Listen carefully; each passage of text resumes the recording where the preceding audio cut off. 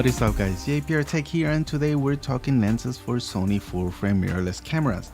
Now we all know Sony lenses can cost an arm and a leg, but for the APS-C cameras it's pretty affordable, especially if you go third-party. A lot of companies are making really good alternatives to native Sony Emount lenses such as Sigma and Rokinon and Tamron. But the full-frame cheapest option we have with autofocus is their 50mm f1.8 that runs about $200, which is a really decent price for a nifty 50 prime lens. But for my first lens, I really wanted something a little bit more flexible. Now before I went to mirrorless cameras, I enjoyed using all Minolta lenses on my alpha A-mount cameras such as the A57 and the A77, which those Minolta lenses have really good quality and great colors. Also with the peaking feature, it made using old Pentax lenses enjoyable. While I can still use old Pentax vintage lenses on my A7 Mark II, I found it frustrating to use those old Minolta lenses to focus manually because of the short focus throw.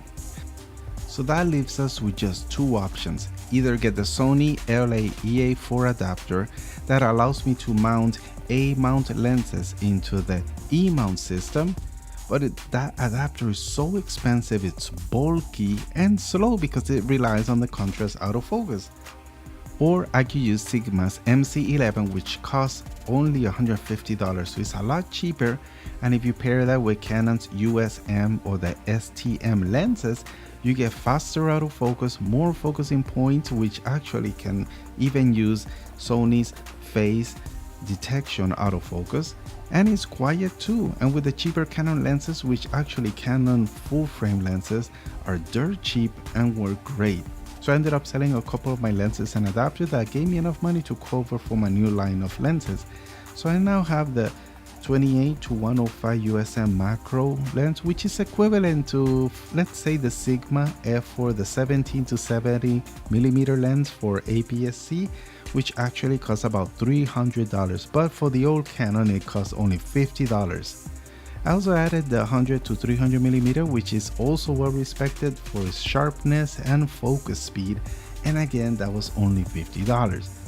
And lastly, I needed a cheap prime, and of course you can't go wrong with Canon's nifty 50 f1.8, the STM model, which you can get it for around $100, and that's pretty good for a fast, silent prime lens. And in conclusion, so if you're in the bridge of upgrading to E-mount full frame, there is still hope to enjoy fast, quiet autofocusing without breaking the bank.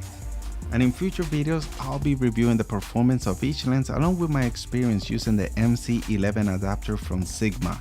So don't forget to subscribe and hit the notification bell next to the subscribe button to be alerted when these videos come out.